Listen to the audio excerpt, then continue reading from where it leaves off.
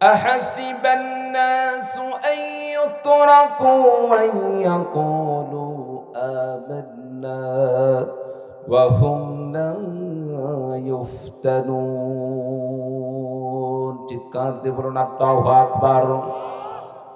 আল্লাহ রাব্বুল আলামিন বলেন আহাসিবান নাস, মানুষেরা কি মনে করে, মানুষেরা কি ধারণা করে, আহাসিবান নাস আন ইউতরাকু আন ইয়াকুলু আমান্না, কিয়ামতের দিন হাসরের ময়দানে মানুষেরা আল্লাহ রাব্বুল আলামিনের কাছে গিয়ে বলবেন, আয় আল্লাহ রাব্বুল আলামিন, আমি তো ঈমানদার ছিলাম, আমি তো মুমিন ছিলাম, দুনিয়াতে মুসলমান ছিলাম, ঈমানদার ছিলাম।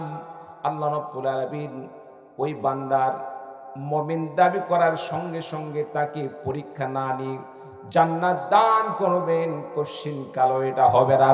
আল্লাহ রাব্বুল আলামিন বলেন, আমি আল্লাহ রাব্বুল আলামিন অবশ্যই মানুষদের ঈমানি পরীক্ষা নিব। আমি আল্লাহ পাক ঈমানি পরীক্ষা নিয়ে কাউকে মাফ করে দেব না।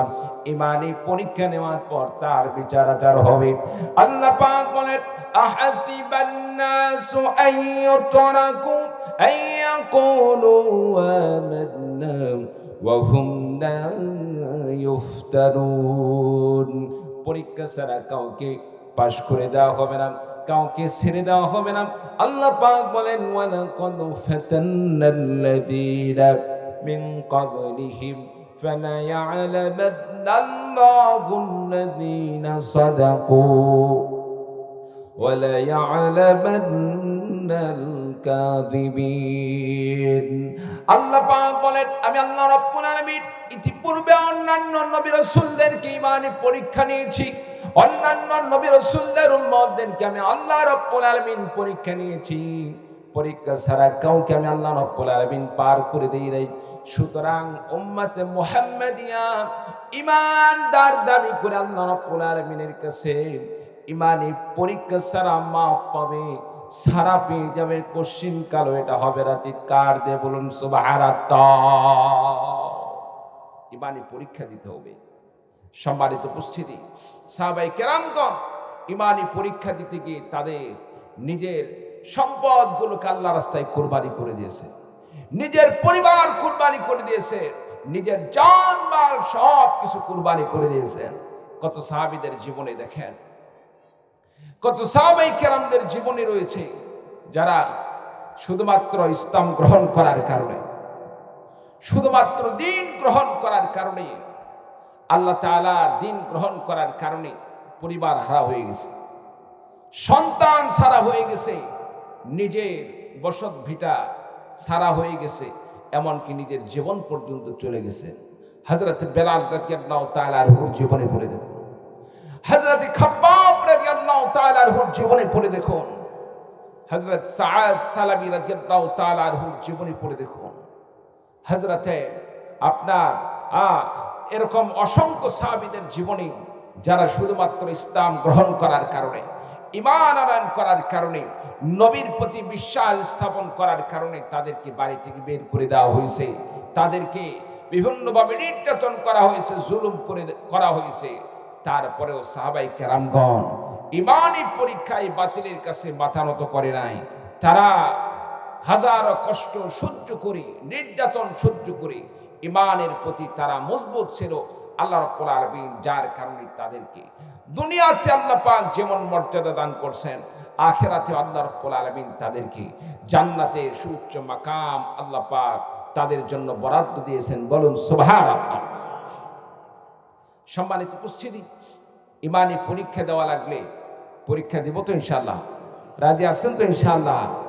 সম্মানিত উপস্থিতি, এক এক সময় এক এক রকম পরীক্ষা আসতে পারে, এক এক রকম পরীক্ষা আসতে পারে। তবে পরীক্ষা যেভাবেই আসুক না কেন, মুমিন বান্দা কখনোই পরীক্ষাকে ভয় পাবে না। মুমিন বান্দা পরীক্ষাকে ভয় পাবে না, বরং পরীক্ষার জন্য সর্বদা সে নিজেকে প্রস্তুত রাখবে। কি বলেন ঠিক কিনা? বনি ইসরায়েলের 3 জন মানুষকে আল্লাহ রাব্বুল আলামিন পরীক্ষা করেছিলেন। পাশের মাদ্রাসা যে সমস্ত ছাত্ররা মিজান পড়ে, উর্দুখানা পড়ে, তারা বলতে পারবে।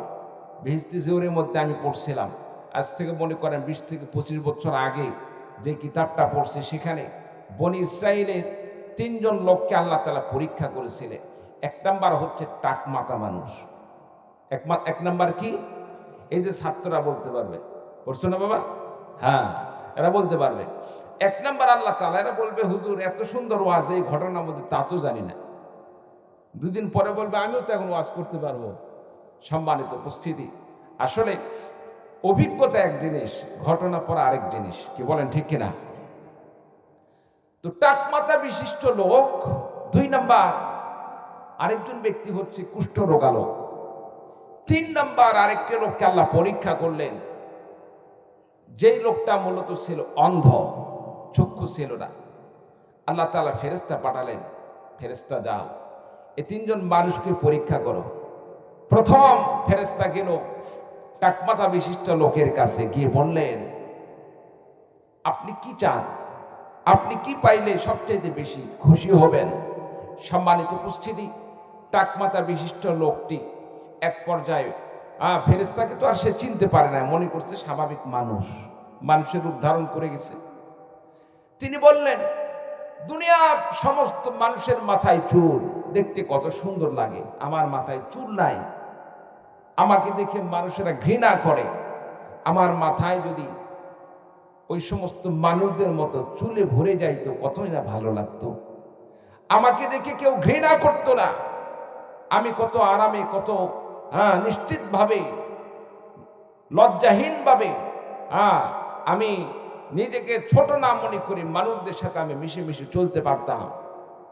সম্মানিত উপস্থিতি, ফেরেশতা তার মাথায় হাত বুলে দিলেন, দোয়া করে দিলে, দোয়া করার সঙ্গে সঙ্গে আল্লাহ পাক তার মাথায় চুলে ভরপুর করে দিলেন। চিৎকার দিয়ে বলুন সুবহানাল্লাহ।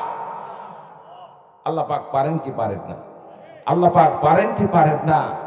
সম্মানিত উপস্থিতি, কথায় কথা আসে, আল্লাহ রাব্বুল আলামিন প্রত্যেকটা নবী রাসূলদেরকে 3টি জিনিস প্রত্যেকটা নবীকে দান করছে। এক নাম্বার হচ্ছে ওয়াহি, নাম কি? জোরে বলে ওয়াহি। 2 নাম্বার হচ্ছে মুজিজা। মুজিজা মানে হচ্ছে অপারগকারী, যে জিনিস মানুষ দেখলে আশ্চর্যান্বিত হয়ে যায়, এটা কেমনে সম্ভব, হতভম্ব হয়ে যায়। যেমন আমরা বাজারে ঘাটে অনেক সময় দেখি, হাটের দিন হঠাৎ করে দেখবেন 20, 30, 50 জন মানুষ গোল করে ঘিরে রাখছে। কারণ কি? সেখানে গিয়ে দেখবেন জাদু খেলা হচ্ছে, আছে না নাই? জাদুর মাধ্যমে কি দেখায়? এমন কিছু জিনিস দেখানো হয় যেটা দেখলে মানুষ মেনে নিতে পারে না, এটা কেমনে সম্ভব? একটা জ্যান্ত মানুষকে জবাই করে 2 টুকরা করে ফেলে দিচ্ছে, কি বলেন, আছে না নাই? অনেকে আমরা ওই সময় বিপদে পড়ে টাকাও দিই, কি বলেন, দেই কি দেই না? সেখানে বলে দেয় টাকা যদি না দেন তাহলে কিন্তু বাড়িতে ফিরতে পারবেন না, এখানে কিন্তু শেষ হয়ে যাবেন। সম্মানিত উপস্থিতি, আপনারা কেন, আমিও ছাত্রকালে এরকম একটা সম্মুখীন হয়েছিলাম। যখন আমাদের নওগাঁর ঐতিহ্যবাহী মাদ্রাসা, একটা নাম হচ্ছে দফতরিপাড়া মাদ্রাসা, আর একটা মরাকাটা মাদ্রাসা। মরাকাটা মাদ্রাসায় যখন আমি পড়াশোনা করি, মাদ্রাসার মুহতামিম পরিচালক হচ্ছে আমার চাচা। পরবর্তীতে আল্লাহ তাআলা সম্পর্ক ডবল করে দিয়েছেন, আলহামদুলিল্লাহ। সম্মানিত উপস্থিতি, সেখানে পড়াশোনাকালে বিরক্ত হচ্ছেন, একটু গল্প করতেছে আপনাদের সাথে।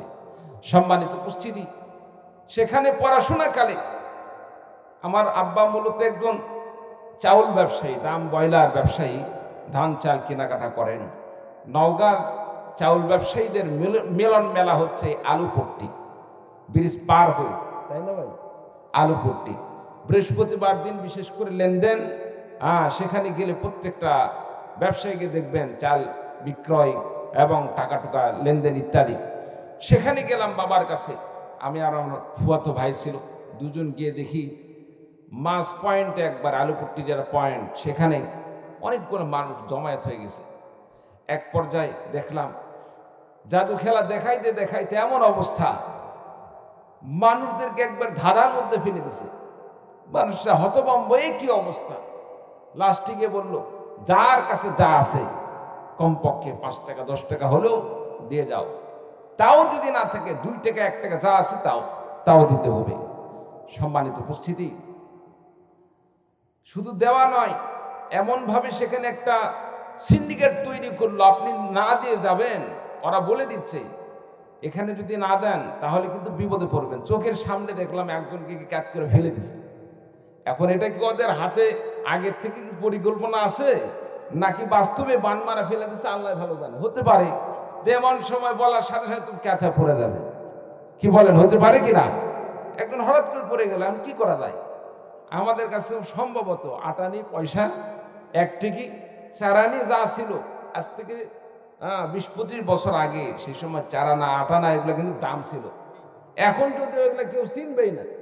20-25 বছর আগে আটানি এক টিকি এগুলো দাম ছিল। পকেটে যা ছিল দিত বাবা, আল্লাহর হস্তে দিয়া তাড়াতাড়ি বিদায়। সম্মানিত উপস্থিতি, এটা হচ্ছে জাদু। জাদুর মাধ্যমে কি করা হয়? মানুষদেরকে ধান্দার মধ্যে ফেলা হয়। এই জাদুর মাধ্যমে মানুষদের সামনে যে আশ্চর্যকর জিনিস প্রকাশ করা হয়, এটা হচ্ছে হারাম। এটা কুফরি কালামের মাধ্যমে মানুষের সামনে কাজটা করা হয়। এটা হচ্ছে জঘন্যতম হারাম শিরকি কাজ। আল্লাহ তাআলা আমাদের সকলকে জাদু করা থেকে, জাদু করে নেওয়া থেকে, মানুষকে জাদু করা থেকে আল্লাহ পাক আমাদের সকলকে হেফাজত করুন। সকল বলে আল্লাহুম্মা আমিন। সেম একই জিনিস মানুষের কাছে আশ্চর্যের বিষয়। নবী রাসূলদেরকে এই দেখতে জাদুর মতোই, কিন্তু আল্লাহ তাআলা সেটা নবী রাসূলদেরকে শুধুমাত্র দান করছেন, সেটা হচ্ছে মুজিজা। আপনি আমি এমন কিছু দেখলে আশ্চর্য হয়ে যায়। যেমন হঠাৎ করে যদি আপনার আমার সামনে একজন মানুষ হঠাৎ করে কথা না বলতে বলতে হঠাৎ করে যদি কথা বলা শুরু করে দেয়, বোবা মানুষ কথা বলা শুরু করে দেয়, আশ্চর্য হওয়ার বিষয় কিনা? সম্মানিত উপস্থিতি, ঈসা পয়গম্বরকে আল্লাহ তাআলা এমন মুজিজা দান করছিলেন, অসুস্থ ব্যক্তিদেরকে, যেমন কুষ্ঠরোগা ব্যক্তি, ঈসা দোয়ার ওসিলায় আল্লাহ তাআলা কুষ্ঠরোগকে ভালো করে দিতেন। সুবহানাল্লাহ। সম্মানিত উপস্থিতি, মুজিজা কেমন জিনিস! আমার ভাইরা, আমার বন্ধুগণ, আল্লাহর নবী, বিশ্ব নবী মুহাম্মদুর রাসূলুল্লাহ সাল্লাল্লাহু আলাইহি ওয়াসাল্লামের মুজিজা নবীজি সাল্লাল্লাহু আলাইহি ওয়াসাল্লামের কাছে কাফেররা দাবি করলো, মুহাম্মদ, চাঁদকে যদি দ্বিখণ্ডিত করে দেখাইতে পারো আমরা মেনে নিব। তুমি নবী, তুমি রাসূল, তুমি মুহাম্মদ আল্লাহর প্রেরিত নবী, তোমার প্রতি ওহী নাযিল হয়েছে, আমরা বিশ্বাস করে নিব। আমার নবী বিশ্ব নবী সাল্লাল্লাহু আলাইহি ওয়াসাল্লাম বললেন, তোমরা যে দাবি করলে এটা কি বাস্তব, এটা কি সত্য? আমি যদি চাঁদকে দ্বিখণ্ডিত করে দিতে পারি তোমরা কি ঈমান আনবে? কাফেররা বলল, হ্যাঁ, আমরা ঈমান আনয়ন করব। আল্লাহর নবী, বিশ্ব নবী, নবী মুহাম্মদুর রাসূলুল্লাহ সাল্লাল্লাহু আলাইহি ওয়াসাল্লাম শাহাদাত আঙ্গুল দিয়ে চাঁদের দিকে ইশারা করলেন। চাঁদের দিকে শাহাদাত আঙ্গুল দিয়ে ইশারা করার সঙ্গে সঙ্গে আল্লাহ রাব্বুল আলামিন চাঁদকে দ্বিখণ্ডিত করে তাদের সামনে উপস্থিত করে দিলেন। বলুন সুবহানাল্লাহ। নবী রাসূলদের মাধ্যমে আল্লাহ রাব্বুল আলামিন এই যে আশ্চর্যের বিষয়গুলো আল্লাহ পাক প্রকাশ করান, এটা হচ্ছে মুজিজা। দেখতে কিন্তু কোন একটা জাদুর মতো, কিন্তু জাদু হচ্ছে হারাম, আর মুজিজা 100% গ্যারান্টি সহ এটা আল্লাহ পাক নবী রাসূলদেরকে দান করছেন। কোন মুমিন বান্দা যদি মুজিজাকে অস্বীকার করে, ঈমান থাকবে না। নবী রাসূলদের মুজিজাকে বিশ্বাস করতে হবে, ইয়াকিন করতে হবে। যে বান্দা অস্বীকার করবে তার ঈমান থাকবে না। সম্মানিত উপস্থিতি, রাসূলুল্লাহ সাল্লাল্লাহু আলাইহি সাল্লাম তাদের সামনে চাঁদকে দ্বিখণ্ডিত করে দেখালেন। হেদায়েত যদি কপালে না থাকে, আল্লাহ পাক যদি কারো নসিবে হেদায়েত না রাখেন, কখনোই সে হেদায়েত পাবে না। যখন তাদের সামনে চাঁদ দ্বিখণ্ডিত হয়ে গেল, এই কাফেরের বাচ্চারা বলল কি জানেন? তারা বলল, মুহাম্মদ কত বড় জাদুকর, এটা চাঁদ পর্যন্ত দ্বিখণ্ডিত করে দিল। বলুন নাউযু বিল্লাহি মিন যালিক। সম্মানিত উপস্থিতি, আসলে ভাগ্যে তো হেদায়েত নেই, নসিবে হেদায়েত নেই। তো বলতেছিলাম, মুজিজা, আর এইদিকে কি আরেকটা জাদু, আরেকটা জিনিস আছে, সেটা হচ্ছে একই রকম জিনিস কাফের মুশরিকদের পক্ষ থেকেও হয় না, নবী রাসূলদের পক্ষ থেকেও হয় না। নামাজি দিনদার যে নবী রাসূল না কিন্তু আল্লাহওয়ালা ব্যক্তি, আল্লাহর ওলি, যেমন আমাদের দেশের অনেক বড় বড় হক্কানি পীর মাশায়েখ আছে না নাই? জোরে বলেন ভাই, আছে না নাই? অনেক বড় বড় পীর মাশায়েখদেরকে আমরা দেখেছি, যাদের ইতিহাস, যাদের জীবনী থেকে আমরা বুঝতে পারি অনেক আশ্চর্যকর ঘটনা ঘটে গেছে। সম্মানিত উপস্থিতি, নবী রাসূলদের মাধ্যমে যেটা হয়, আশ্চর্যকর যেটা হয়, সেটাকে বলা হয় মুআজিজা। আর কাফির মুশরিকরা যে কুফরির মাধ্যমে যে আশ্চর্যকর জিনিস ঘটায়, সেটাকে বলা হয় আপনার জাদুবিদ্যা। আর আল্লাহ ওলিদের মাধ্যমে যে আশ্চর্যকর জিনিস প্রকাশ পায়, এটাকে বলা হয় কারামত। চিৎকার দিয়ে বলুন সুবহানাল্লাহ। কারামাতুল আউলিয়াই হাক্কুন, ওলি আউলিয়াদের মাধ্যমে যে কারামত প্রকাশ পায়, এটা হচ্ছে সত্য, অবিশ্বাস করার কিছু নেই। আল্লাহ পাকের বান্দা যখন আল্লাহর জিকির করতে করতে, আল্লাহর ইবাদত করতে করতে আল্লাহ তাআলা নৈকট্যশীল হয়ে যায়, আল্লাহর নিকটবর্তী হয়ে যায়, তখন আল্লাহ তাআলা তাদেরকে আলাদা কিছু পাওয়ার দান করেন, যার মাধ্যমে মানুষদের সামনে অনেক আশ্চর্যজনিত কাজ তাদের মাধ্যমে প্রকাশ পায়। এটা কেউ অস্বীকার করার কোনো সুযোগ নেই। তা আমি যেই কথাটি বলতেছিলাম, ওই যে ফেরেশতা কি করলেন, টাক মাথায় হাত বুলে দিলেন। হাত বুলে দেওয়ার সঙ্গে সঙ্গে সম্মানিত উপস্থিতি, মাথার মধ্যে আল্লাহ রাব্বুল আলামিন চুলে ভরপুর করে দিলেন। সুবহানাল্লাহ। প্রিয় ভাই সব, এরপরে ফেরেশতা তাকে বললেন, এখন মাথার চুল তো ভালো হয়ে গেল, মাথার টাক মাথা ভালো হয়ে গেল, আগের মতো টাক মাথা নেই, এখন চুল তো গজায় গেছে, এখন জানতে চাই এরপরে তুমি কি পাইলে বেশি খুশি হবে? লোকটি বললেন, আমার যদি একটি উটনি থাকতো, একটা উটের ব্যবস্থা হতো, আমার বড় উপকার হইতো। এবার আল্লাহর ফেরেশতা মানুষের রূপ ধারণ করে একটি তাকে আপনার উটনি দান করলেন, যে উটনির পেটে বাচ্চা ছিল। সম্মানিত উপস্থিতি, উটনি দেওয়া হলো, উটনি দিয়ে ফেরেশতা চলে গেলেন। দীর্ঘদিন পার হয়ে গেল, উটনি থেকে বাচ্চা হলো। বাচ্চা হওয়ার পরে একের পরে এক প্রত্যেক বছরে ওয়ান বিয়ান হতে হতে মনে করেন একটা পুরা এলাকা একবার একটা উটের একটা পাল তৈরি হয়ে গেছে। সম্মানিত উপস্থিতি, একটা উট যদি 10 বছর ধরে বাচ্চা দিতে থাকে, বাচ্চার থেকে বাচ্চা এভাবে হতেই থাকে। যেমন সুদের টাকা যেভাবে বাড়ে, যেই সুদের টাকা লভ্যাংশ পালো, তার থেকে যদি আবার সুদ বাড়ে, অল্প দিনের মধ্যে অনেক টাকা হয়ে যায় না? হারাম পদ্ধতি। যদিও একটা উদাহরণ দিতে গিয়ে বললাম, একটা উট থেকে একটা বাচ্চা হলো, ওই বাচ্চা থেকে পরবর্তীতে দেখা যাচ্ছে আরেকটা বাচ্চা হলো, যে উট আছে সেটারও বাচ্চা হলো। অল্প দিনের মধ্যে বিশাল বড় একটি উটের পাল হইতে পারে কি পারে না? একটু কথা বলেন, পারে কি পারে না? সম্মানিত উপস্থিতি, ফেরেশতা এবার চলে গেলেন দ্বিতীয় জন ব্যক্তির কাছে। দ্বিতীয় ব্যক্তি কি? কুষ্ঠরোগা।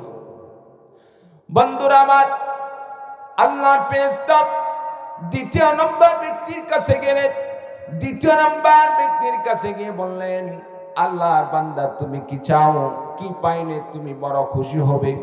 কোন জিনিস পাইলে তোমাকে বড় ভালো লাগবে, তুমি আনন্দিত হবে? আল্লাহর বান্দা বললেন, আমার গায়ে কুষ্ঠরোগা, মানুষটা আমাকে দেখে বড় ঘৃণা করে, মানুষের সামনে আমি যাইতে পারি না, মানুষের পাশে দাঁড়ালে আমাকে ঘৃণা করে, মানুষরা আমাকে ছেড়ে চলে যায়। আল্লাহ রাব্বুল আলামিন আমার গায়ের এই রোগ যদি ভালো করে দিত, কুষ্ঠ রোগ যদি ভালো করে দিত, আমি বড় খুশি হতাম, আমার বড় উপকার হতো। মানুষের সামনে আমি বসতে পারতাম, মানুষের সাথে আমি ওঠা বসা করতে পারতাম, আমি সবচেয়ে আনন্দিত হতাম। আল্লাহর ফেরেশতা গায়ে হাত বুলিয়ে দিয়ে দোয়া করে দিলেন, আর সঙ্গে সঙ্গে আল্লাহ রাব্বুল আলামিন ওই বান্দার কুষ্ঠ রোগকে দূর করে দিলেন। বলুন সুবহানাল্লাহ। ফেরেশতা বললেন, কুষ্ঠ রোগ দূর হয়ে গেল, সুস্থ হয়ে গেলেন। এবার কি চাই? কোন জিনিস পাইলে আপনি আরো বেশি খুশি হবেন? লোকটি বললেন, আমার যদি একটি গাভী থাকতো, একটি গরু থাকতো, আমি বড় খুশি হয়ে যেতাম, আমার বড় উপকার হইতো। আল্লাহর ফেরেশতা মানুষের রূপ ধারণ করে এবার তাকে একটি গরু দান করলো, গাভী দান করলো। অল্প দিনের মধ্যে গাভী বাচ্চা দিতে দিতে ওই কুষ্ঠরোগা মানুষের বিশাল বড় গরুর একটি পাল তৈরি হয়ে গেল। বলুন সুবহানাল্লাহ। দ্বিতীয় জন ব্যক্তি, তারও একটি গরুর পাল তৈরি হয়ে গেল, অনেকগুলো গরু হয়ে গেল। আমরা তো আসলে ওইভাবে বলতে পারবো না গরুর পাল কি জিনিস। বিশেষ করে যারা চরে, নদীর চরগুলোতে গরু ছাগল পালে, বাড়িতে নিয়ে আসা লাগে না, চরের মধ্যেই তারা বিশাল বড় ব্যারিকেড দিয়ে তার মধ্যে শত শত গরু ছাগল লালন পালন করে। আছে না নাই? আমরা গরু ছাগল না দেখলেও অন্তত পক্ষে ধান কাটার পরে ছাগল, আমরা এই হাঁসের পালগুলো দেখি, কি বলেন? আছে না নাই? আমাদের এলাকায় বিশেষ করে এই ধান কাটার পরে বন্যা আসার আগ দিয়ে অনেক বড় বড় জায়গা নিয়ে হাঁসের বাচ্চাগুলো ছেড়ে দিয়ে যে ধানগুলো পড়ে থাকে, ধান খায়, পোকা আদার টাদার ইত্যাদি, এগুলো খেয়ে খেয়ে অল্প দিনের মধ্যে হাঁসগুলো বড় হয়ে যায়। সম্মানিত উপস্থিতি, মরুভূমির মধ্যে এইরকম ভাবে গরু ছাগলের পাল তারা এরকম ভাবে লালন পালন করত। এরপরে ফেরেশতা 3 নাম্বার ব্যক্তির কাছে গেলেন। 3 নাম্বার ব্যক্তিটা কে ছিল যেন একটু বলেন তো দেখি। 3 নাম্বার কে? অন্ধ ব্যক্তি। সম্মানিত উপস্থিতি, 3 নাম্বার অন্ধ ব্যক্তির কাছে গিয়ে বললেন, হ্যাঁ আপনি কি চান, কি পাইলে আপনি বড় খুশি হবেন? লোকটি বললেন, আমি তো অন্ধ ব্যক্তি, আমার চক্ষু নেই, আল্লাহ পাক যদি আমার চক্ষু ভালো করে দিতেন, আমি অন্যান্য মানুষদের মতো দুনিয়ার সৌন্দর্যটাকে দেখতে পাইতাম, কত ভালো লাগতো, আমার দৃষ্টিশক্তিটা যদি আমি ফিরে পাইতাম। সম্মানিত উপস্থিতি, এক পর্যায়ে ফেরেশতা তার চক্ষু হাত বুলিয়ে দিয়ে আল্লাহ পাকের কাছে দোয়া করে দিলেন, আল্লাহ পাক চক্ষুকে ভালো করে দিলেন। সুবহানাল্লাহ। সম্মানিত উপস্থিতি, চক্ষু ভালো হয়ে গেল। এরপরে তাকে জিজ্ঞেস করা হলো, এখন আপনি কি চান, আর কি পাইলে আপনি বেশি খুশি হবেন? তিনি বললেন, যদি একটা ছাগল পাইতাম। কারো মনের তৃপ্তি উঠে, আবার কারো মনের তৃপ্তি একটা গরুতে, আবার কারো মনের তৃপ্তি একটি ছাগলে। আল্লাহ তাআলা এক একজনের মনের চাহিদা এক এক রকম করে দিয়েছেন, কি বলেন ঠিক কিনা? কেউ একটা মাটির ঘর পেলেই খুশি, একতলা একটা বাড়ি করতে পারলেই খুশি, আবার কাউকে দেখা যায় 10 তলা 20 তলা বিল্ডিং করে শত শত দেখা যাচ্ছে বিঘার মাটির মালিক হওয়ার পরেও তার তৃপ্তি হয় না। যদি আরো 10 বিঘা জমির মালিক হইতে পারতাম, কি বলেন ঠিক কিনা? সম্মানিত উপস্থিতি, এই জন্য আল্লাহ তাআলা সম্পদ দিয়েও পরীক্ষা করবেন, সম্পদ না দিয়েও পরীক্ষা করবেন। সবসময় ভরসা করতে হবে কার উপর? সন্তুষ্ট হতে হবে কার উপর? আল্লাহ পাকের উপর। সম্মানিত উপস্থিতি, 3 নাম্বার ব্যক্তিকে একটি ছাগল দেওয়া হলো। সেই ছাগি থেকে অল্প দিনের মধ্যে অনেক ওয়ান বিয়ান হতে হতে একটি পালে পরিণত হয়ে গেল। ফেরেশতা অনেক দিন পরে আল্লাহ পাকের পক্ষ থেকে আবার নির্দেশ প্রাপ্ত হলেন, ফেরেশতা যাও আমার ওই বান্দাদেরকে আবার পরীক্ষা করে আসো। এতদিন পর্যন্ত তাদের এতগুলো আপনার ওট, গরু, ছাগল এগুলোর বাচ্চা হতে হতে এতগুলো পালে পরিণত হয়ে গেছে। আমি আল্লাহ তাআলা তাদেরকে সেই বিপদের দিনে আমি আল্লাহ রাব্বুল আলামিন হেল্প করছিলাম, সহযোগিতা করেছিলাম। তাদেরকে সেই দুর্দিনের কথা মনে আছে কিনা? তাদের কাছে গিয়ে একটু প্রশ্ন করে দেখো, তাদেরকে একটু পরীক্ষা করে আসো, তাদের সেই দুঃখের দিনের কথা মনে আছে কিনা। সম্মানিত উপস্থিতি, ফেরেশতা প্রথম ব্যক্তির কাছে গেলেন।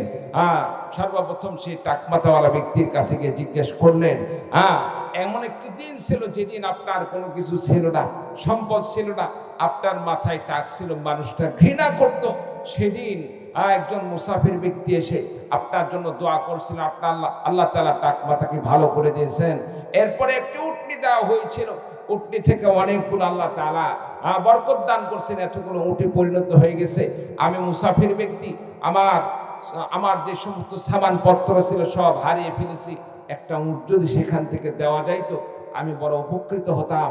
সম্মানিত উপস্থিতি, কি আশ্চর্যের বিষয়, যে মানুষের কিছুই ছিল না, একজন মুসাফির ব্যক্তি তাকে একটি উট দেওয়ার পরে সেখান থেকে এত শত শত হাজার হাজার উটে পরিণত হয়ে গেছে।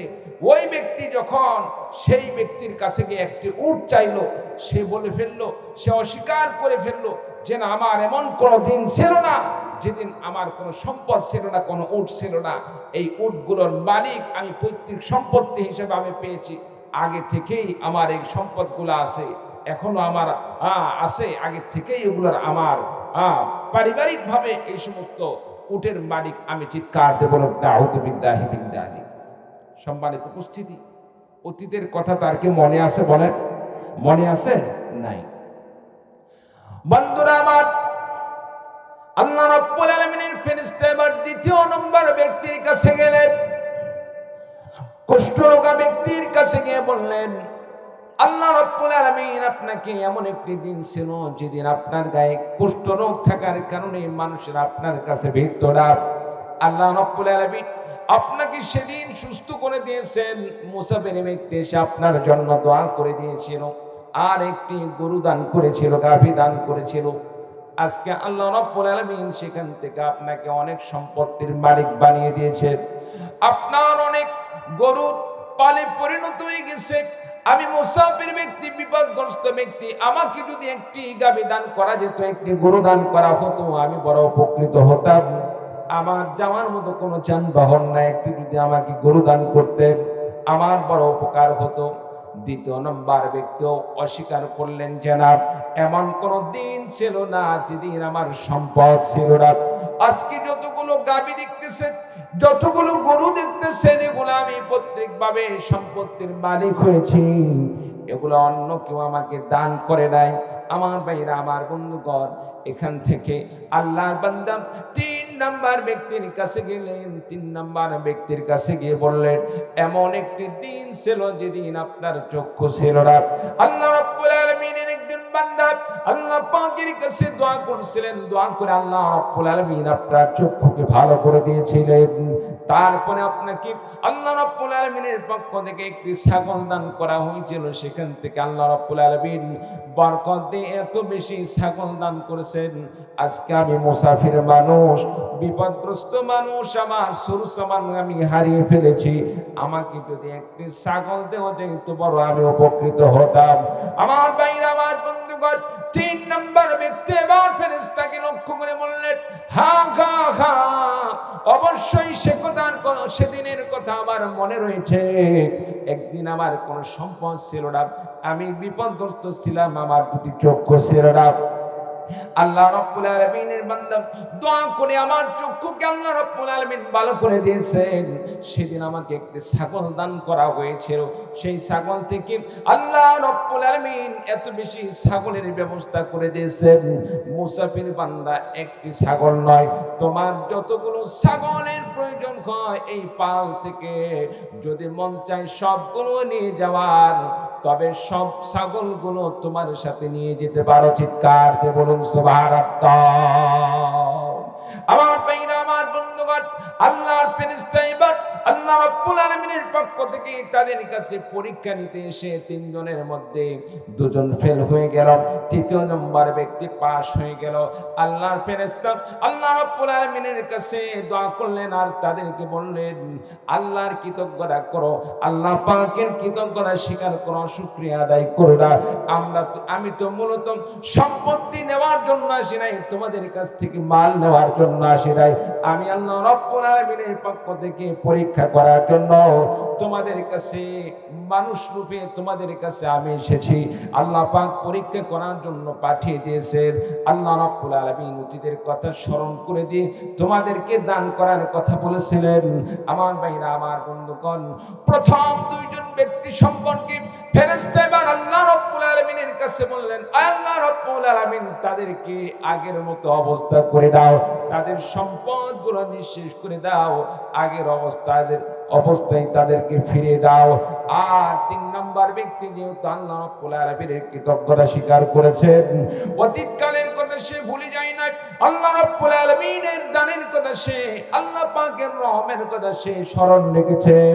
আল্লাহর বান্দাকে বললেন, যতগুলো ছাগলের দরকার সব ছাগল নিয়ে যাও। ফেরেশতা বলে দিলেন, 3 নম্বর ব্যক্তি আল্লাহ রাব্বুল আলামিনের পরীক্ষার মধ্যে সে পাস হয়েছে, উত্তীর্ণ হয়েছে।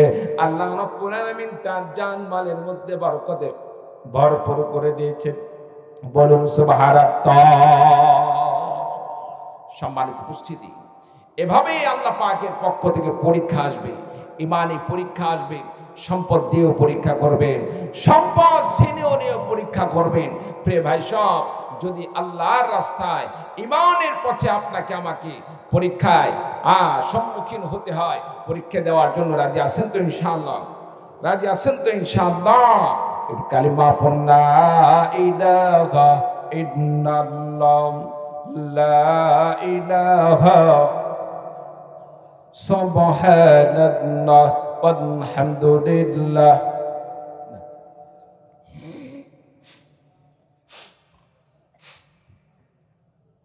লা ইলাহা ইল্লাল্লাহু মুহাম্মাদুর রাসূলুল্লাহ।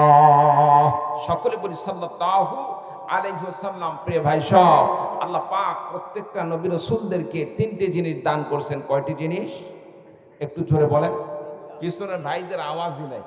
কি ভাই ভাত খাননি নাকি রাতের বেলা? পিছনের ভাইরা একটু বলেন তো দেখি, কয়টি জিনিস আল্লাহ দান করছেন? প্রত্যেক নবী রাসূলকে কয়টি জিনিস দান করছেন?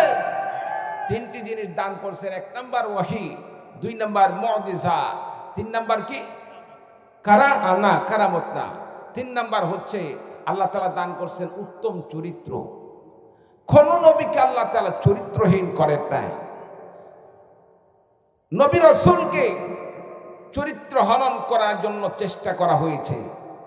নবী রাসূলদের চরিত্রকে হেফাজত করছেন কে? জোরে বলেন কে? আল্লাহ রাব্বুল আলামিন। হযরত ইউসুফ আলাইহিস সালাতু ওয়াস সালাম কত সুন্দর চেহারার অধিকারী ছিলেন। ইউসুফ পয়গম্বরকে দেখতে দেখতে যখন হাতের মধ্যে লেবু নিয়ে চাকু দিয়ে ইউসুফ পয়গম্বরের দিকে তাকিয়ে লেবুকে কাটার কথা বলা হলো, লেবু কাটতে কাটতে এক পর্যায়ে হাত কেটে ফেলে দিয়েছে, তারা টের পায় নাই। বলুন সুবহানাল্লাহ।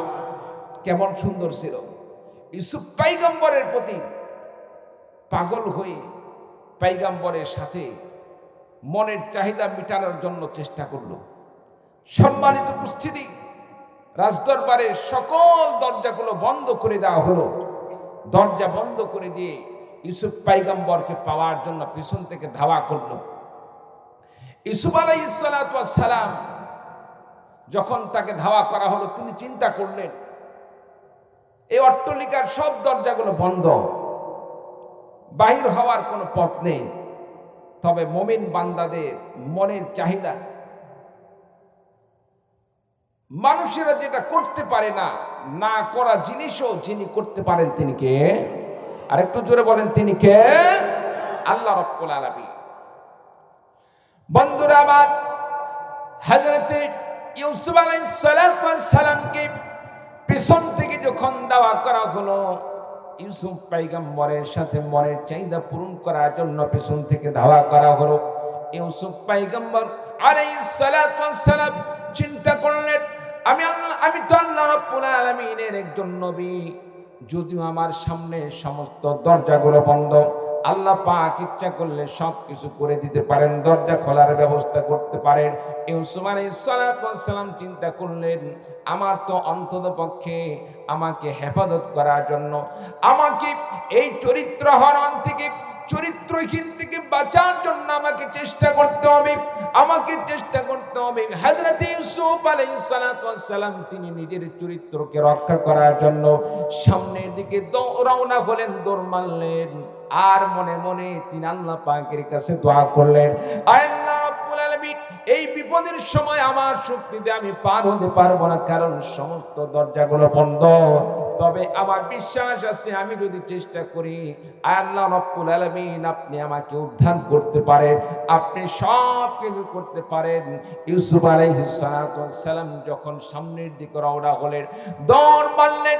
দৌড় মারার সঙ্গে সঙ্গে আল্লাহ রাব্বুল আলামিন রাজপ্রাসাদের সমস্ত দরজাগুলোকে একের পর এক খুলে দেওয়ার ব্যবস্থা করে দিলেন। বলেন সুবহানাল্লাহ।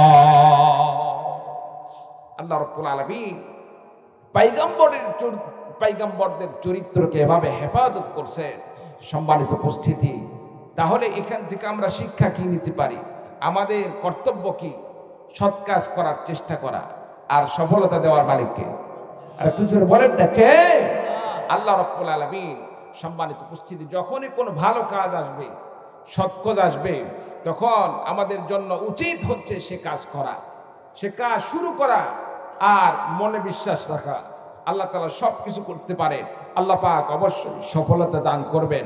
সম্মানিত উপস্থিতি, দেখেন আল্লাহ পাক নবী রাসূলদেরকে মুআজিজা দান করছিলেন। কেমন মুআজিজা! দাউদ পয়গম্বরকে আল্লাহ তাআলা এমন মুআজিজা দান করলেন। বিরক্ত হচ্ছেন ভাই? বিরক্ত হচ্ছেন? দাউদ আলাইহিস সালাতু ওয়াস সালামকে কেমন মুআজিজা দান করলেন। দাউদ আলাইহিস সালাতু ওয়াস সালামকে আল্লাহ তাআলা এমন মুআজিজা দান করলেন, হাতের মধ্যে লোহা নিলে লোহাগুলো গলে পানি হয়ে যেত, পানি হয়ে যাওয়ার পরে এই লোহাগুলো দিয়ে তিনি অস্ত্র বানাইতেন, যুদ্ধের আপনার পোশাক বানাইতেন, লোহার কাজ করতেন। দাউদ আলাইহিস সালাতু ওয়াস সালামের মতো আল্লাহ তাআলা অন্যান্য আরো নবী রাসূলদেরকে এক এক নবীকে এক একটি মুআজ্জিজা দান করলেন। যেমন সুলাইমান পয়গম্বরকে আল্লাহ তাআলা মুআজ্জিজা দান করলেন। এইরকম মনে করেন একটি সিংহাসন, যে সিংহাসনে ওঠার পরে সুলাইমান আলাইহিস সালাতু ওয়াস সালাম যেখানে যাওয়ার ইচ্ছা পোষণ করতেন, কোনো তেলের দরকার নাই, কোনো ওয়াক্টের দরকার নেই, কোনো গ্যাসের দরকার নেই, ইঞ্জিনেরও দরকার নাই। বিনা তেলে সিংহাসনটি সুলাইমান পয়গম্বরকে যেখানে যাওয়ার ইচ্ছা করতেন সেখানে গিয়ে পৌঁছে দিত। চিৎকার দিয়ে বলেন সুবহানাল্লাহ। সম্মানিত উপস্থিতি, এই তো গত এক সপ্তাহ আগে আমরা লক্ষ্য করলাম, বিশেষ করে বক্তারা যারা এলপিজি গাড়ি নিয়ে আমরা চলাফেরা করি, এক সপ্তাহ এলপিজি গ্যাস বন্ধ থাকার কারণে কি যে মুসিবত গেল আমাদের উপর। যে জায়গায় আপনার ঢাকাতে যাওয়া আসা 3000 টাকার গ্যাস তুললে হয়তো যাওয়া আসা আপ ডাউন হয়ে যায়, সেই জায়গায় দেখা যাচ্ছে এখন তেল তুলতে গেলে 6,000 টাকা লাগতেছে। 3000-এর জায়গায় যদি 6,000 টাকা খরচ হয়, কি মনে করেন বিপদ না বিপদ না বিপদ? সম্মানিত উপস্থিতি, তা আল্লাহ তাআলা সুলাইমান পয়গম্বরকে তেলবিহীন ইঞ্জিনবিহীন একটি সিংহাসনে উঠলে, কোথায় যাওয়ার ইচ্ছা করলে এক জায়গা থেকে আরেক জায়গায় আল্লাহ তাআলা পৌঁছার ব্যবস্থা করে দিতেন। এরপরে হযরত ঈসা আলাইহিস সালাতু ওয়াস সালামকে আল্লাহ তাআলা চিকিৎসা বিজ্ঞান দিয়ে দান করলেন। ঈসা পয়গম্বর কোন অসুস্থ ব্যক্তির গায়ে হাত বুলে দিলে আল্লাহ সুস্থ করে দিতেন। সুবহানাল্লাহ। মুসা পয়গম্বরকে আল্লাহ তাআলা কি মুআজিজা দান করলেন? আল্লাহ তাআলা লাঠি দান করছিলেন। সম্মানিত উপস্থিতি, ঠেটা মানুষটা কিন্তু সবসময় কাছে লাঠি রাখে, কি বলেন ঠিক কিনা? বিশেষ করে আমার মুরব্বী যারা আছেন, লাঠিরা যখন একটু দুষ্টামি করে, দাদারা কি করে? লাঠিটা মারে ঠেলা, কি বলেন ঠিক কিনা? সম্মানিত উপস্থিতি, মুসা আলাইহিস সালাতু ওয়াস সালাম একটু ভিন্ন প্রকৃতির লোক ছিলেন। সম্মানিত উপস্থিতি, খারাপ না, আলহামদুলিল্লাহ। মুসা পয়গম্বর মানুষদের মধ্যে, আমাদের ভালো সাইডের মধ্যে এক একজনের এক এক সাইডটা ভালো থাকে, কি বলেন আছে না? কেউ একেবারে নম্র নরম তবিয়তের, আবার কেউ গরম তবিয়তের, গরমের মধ্যে ভালো, কি বলেন ঠিক কিনা?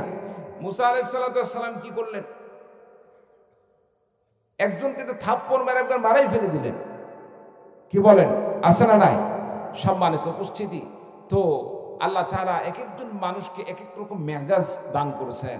সম্মানিত উপস্থিতি, মুসা আলাইহিস সালাতু ওয়াস সালামকে যে লাঠিটা দান করছিলেন আল্লাহ তাআলা, এই লাঠিতে মুসা পয়গম্বর কি করতেন? নিজে ভর করে হাঁটতেন। কোরআনে কারীমের মধ্যে স্পষ্ট আসছে। তারপরে সেটা দিয়ে গাছের লতাপাতা নামিয়ে ছাগলগুলো খাওয়াইতেন। আরো অনেক উপকার।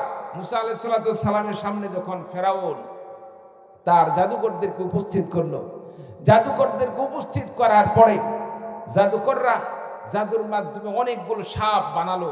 সাপ বানিয়ে মুসা পয়গম্বরের সামনে ছড়িয়ে দিয়ে রাখছে।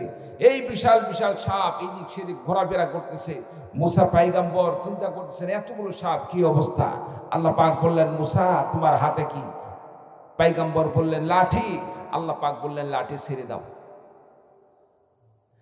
আমার ভাইরা, আমার বন্ধুগণ, মুসা পয়গম্বর আলাইহিস সালাতু ওয়াস সালাম কি যখন আল্লাহ রাব্বুল আলামিন বললেন, পয়গম্বর লাঠিকে জমিনে ছাড়িয়ে দাও, মুসা আলাইহিস সালাতু ওয়াস সালাম যখন লাঠি জমিনে ছেড়ে দিলেন, লাঠি জমিনে ছেড়ে দেওয়ার সঙ্গে সঙ্গে লাঠিটা এমন একটি বিশাল আকারের সাপে পরিণত হয়ে গেল। এমন বড় একটি সাপ তৈরি হয়ে গেল। মুসা পয়গম্বরের লাঠির সেই সাপ একবার মুখ হা করে নিঃশ্বাস যখন ভিতরে নিল, নিঃশ্বাস ভিতরে নেওয়ার সঙ্গে সঙ্গে ফেরাউনের জাদুকরদের মাধ্যমে নির্মিত সমস্ত সাপগুলো মুসা পয়গম্বরের লাঠি দিয়ে তৈরিকৃত সেই সাপের পেটের ভিতরে সব সাপগুলো প্রবেশ করলো। বলুন সুবহানাল্লাহ।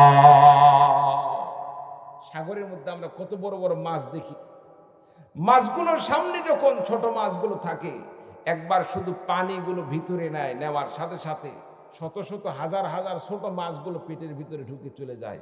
কি বলেন ভাই, ঠিক কিনা? সম্মানিত উপস্থিতি, তো মুসা আলাইহিস সালাতু ওয়াস সালামের লাঠি আল্লাহ তাআলা এমন একটি সাপে পরিণত করে দিলেন। ভিতরে যখন নিঃশ্বাস নিলেন, নিঃশ্বাসের সাথে সাথে সমস্ত সাপ তার ভিতরে চলে গেল। আর ওইদিকে ফেরাউনের যে জাদুকরগুলো ছিল, তারা বুঝতে পারলো যে না, মুসার সামনে আর কোনো মতো কোনো কেরামতি খাটিয়ে লাভ নেই, কারণ আসলে মুসা হচ্ছে পয়গম্বর। আমরা তো জাদুকর, মানুষের সামনে আমরা ধোঁকাবাজি করি, আর নবী রাসূল তো ধোঁকাবাজি করে না। নবী রাসূলদের তাদের মুজিজা হচ্ছে সত্য, আর জাদুবিদ্যা এটা হচ্ছে মানুষদের সামনে ধোঁকাবাজি। হ্যাঁ, নবী রাসূলদের মুজিজার সামনে জাদুবিদ্যা কখনোই টিকতে পারে না, যার কারণে ওই সমস্ত জাদুকররা মুসা পয়গম্বরের কাছে এসে তারা ঈমান আনলেন, মুসলমান হয়ে গেলেন। চিৎকার দিয়ে বলেন সুবহানাল্লাহ। আমার ভাইরা, আমার বন্ধুগণ, হযরত দাউদ পয়গম্বর ইন্তেকাল করলেন। আল্লাহ রাব্বুল আলামিন দাউদ পয়গম্বরের মুজিজাকে উঠিয়ে নিলেন। দুনিয়ার কোন মানুষ যদি লোহা হাতের মধ্যে নিয়ে চাপ দেয়, দাউদ পয়গম্বরের ইন্তেকালের পর থেকে কোনদিন লোহার গলে যায় না। হযরত সুলাইমান পয়গম্বরের ইন্তেকাল হয়ে গেল। সুলাইমান পয়গম্বরের ইন্তেকালের পর কোন মানুষ সিংহাসনে উঠলে সেই সিংহাসন আর উড়ে যায় না। হযরত ঈসা আলাইহিস সালামকে আল্লাহ রাব্বুল আলামিন আসমানে যখন উঠিয়ে নিলেন, উঠিয়ে নেওয়ার পর আল্লাহ রাব্বুল আলামিন যখন আসমানে তুলে দিলেন, তুলে নেওয়ার পর দুনিয়ার কোন মানুষ যদি কুষ্ঠরোগা গায়ে যদি হাত বলে দোয়া করে, এটা এরপরে মুসা পয়গম্বরের ইন্তেকাল হয়ে গেল। মুসা আলাইহিস সালামের ইন্তেকালের পরে মুসা আলাইহিস সালামের মুজিজাকে আল্লাহ রাব্বুল আলামিন তুলে নিলেন। মুসা পয়গম্বরের লাঠিকে জমিনে ছাড়িয়ে দিলে আগের মতো আর সাপে পরিণত হয় না। তার মানে হলো সমস্ত নবী যাদের ইন্তেকাল হয়ে গেছে, ইন্তেকালের সাথে সাথে সমস্ত নবীদের মুজিজাকে আল্লাহ রাব্বুল আলামিন তুলে নিয়েছেন। কিন্তু আল্লাহ রাব্বুল আলামিন আপনার নবী, আমার নবী, বিশ্ব নবী, নবী মুহাম্মদুর রাসূলুল্লাহ সাল্লাল্লাহু আলাইহি ওয়াসাল্লামকে আল্লাহ রাব্বুল আলামিন এমন কিছু মুজিজা দান করছেন, যে মুজিজাকে নবীর ইন্তেকালের পরে উঠিয়ে নেন নাই। কিয়ামত পর্যন্ত আল্লাহ রাব্বুল আলামিন এই মুজিজাকে আল্লাহ পাক স্বয়ং নিজে হেফাজত করার দায়িত্ব নিয়েছেন। নবীজির প্রতি যত মুজিজা আল্লাহ পাক নাযিল করেছেন, তার মধ্যে অন্যতম হচ্ছে পবিত্র কোরআনে কারীম। আল্লাহ রাব্বুল আলামিন নবীজির প্রতি কোরআনে কারীমকে নাযিল করলেন, নবীকে উঠিয়ে নিলেন। কোরআনে কারীম এখন আছে, কোরআনে কারীমকে দুনিয়া থেকে উঠিয়ে নেন নাই। আমার ভাইরা, আমার বন্ধুগণ, কাফের মুশরিকরা এই কোরআনে কারীমকে দুনিয়া থেকে মুছে ফেলা দেওয়ার জন্য অনেক চেষ্টা করেছে, এখনো পারে নাই, কিয়ামত পর্যন্ত পারবে না। কারণ কোরআনে কারীমকে হেফাজত করার দায়িত্ব আল্লাহ রাব্বুল আলামিন স্বয়ং নিজেই নিয়েছেন। আল্লাহ পাক বলেন, ইন্না নাহনু নাযালনা যিকরা ওয়া ইন্না লাহু লাহাফিজুন। আল্লাহ পাক বলেন, আমি আল্লাহ রাব্বুল আলামিন কোরআনে কারীমকে নাযিল করেছি, আর এই কোরআনে কারীমকে কিয়ামত পর্যন্ত হেফাজতের দায়িত্ব স্বয়ং আমি আল্লাহ রাব্বুল আলামিন নিজেই নিয়ে নিলাম। চিৎকার দিয়ে বলুন সুবহানাল্লাহ। সবার তো উপস্থিতি, কোরআনকে দুনিয়া থেকে মুছে ফেলার জন্য কত চেষ্টা হচ্ছে। কোরআনকে হেফাজত করবেন কে? জোরে বলুন কে? আল্লাহ রাব্বুল আলামিন। সকলে একটু হাত তোলেন তো দেখি ভাই, হাতটা তোলেন, একটু হাতটা নাড়া দেন, আর একটু তাকবীর লাগাতে হবে। রাজি আছেন তো? নারে তাকবীর। আওয়াজ হলো না। সামনের ভাইরা একটু চুপ থাকেন, পিছনের ভাইদেরকে একটু চেক করে দেখি। হ্যাঁ, সামনের কি হচ্ছে? সামনে আওয়াজ নাই? ঘুমাইছে না? ওদের কথা ঠিক আছে দেখি। সামনের বারে একটু চুপ থাকেন, পিছনের ভাইদের একটু আওয়াজ দেখি। নারে তাকবীর। একটু আছে দেখি, আছে তো দেখা যায়। এবার পিছনের ভাইরা চুপ করেন, ওদের দাবি হুজুর সামনের গুলা চেক করেন তো দেখি, সামনের গুলা নাকি আওয়াজ নাই। সামনের ভাইরা একটু তাকবীর লাগাবেন। ওদের দাবি, তারা যে দাবি করছে তাদের দাবি সত্য না মিথ্যা একটু প্রমাণ করতে হবে। কি বলেন, ঠিক কিনা? ওরা মনে করছে সামনে আওয়াজ নাই, পিছনের বারে চুপ থাকবেন, সামনের বারে একটু তাকবীর লাগাবেন। নারে তাকবীর। এতে মাশাআল্লাহ আছে তো দেখি। সম্মানিত উপস্থিতি, সামনে পিছনে ডানে বামে আমরা সকলে মিলে যদি তাকবীরের আওয়াজ তুলি, আল্লাহ খুশি হবেন না নারাজ হবেন? আল্লাহ তাআলা সওয়াব দিবেন না গুনাহ হবে? সওয়াব হবে। শয়তান থাকবে না, ভাগবে? শয়তান ভাগবে। এজন্য আল্লাহকে খুশি করার লক্ষ্যে আমরা দুহাত তুলে আরেকবার তাকবীর লাগাবো। রাজি আছেন তো ইনশাআল্লাহ?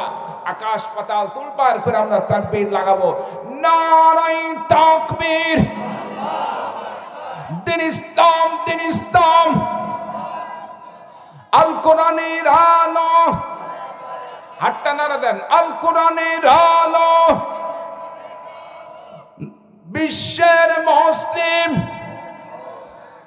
বিশ্বের মুসলিম, নারায়ে তাকবীর। বাস, সাতমান আল্লাহ পাক কবুল করুন, আমিন। সম্মানিত উপস্থিতি, রাত তো অনেক হয়ে গেল, মোটামুটি 11টা 46, আর মোটামুটি 10-15 মিনিট যদি সময় হাতে নেই, মন খারাপ করবেন?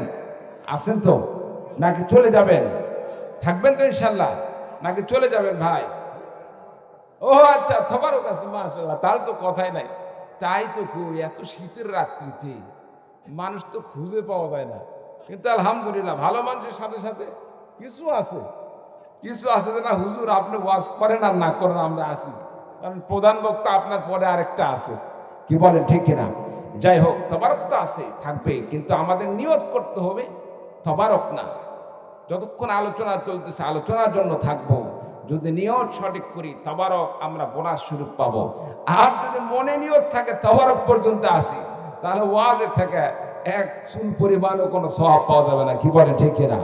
আল্লাহ তাআলা আমাদের সকলকে নিয়ত খালেস করার মতো তৌফিক দান করুন, সকল বলেন আল্লাহুম্মা আমিন।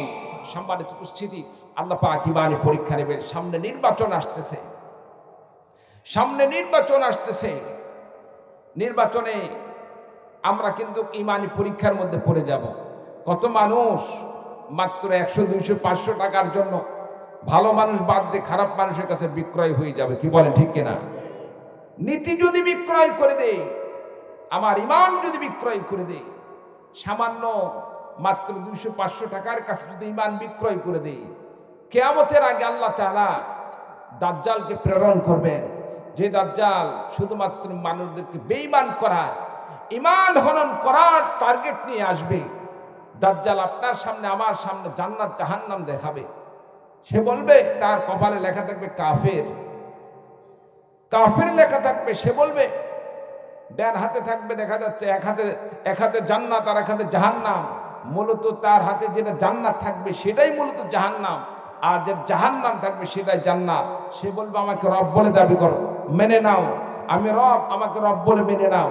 আমাকে যদি মেনে নাও তাহলে তোমাকে জান্নাত দান করব, আর যদি আমাকে না মেনে নাও তাহলে তোমাকে হত্যা করে জাহান্নামে দিব।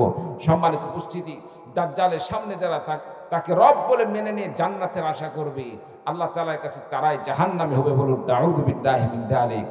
আর যারা দাজ্জালকে রব বলে না মেনে নিয়ে দাজ্জালের হাতে হত্যা হয়ে যাবে, আল্লাহ তাআলা তাদেরকে জান্নাত দান করবেন, বলুন সুবহানাল্লাহ।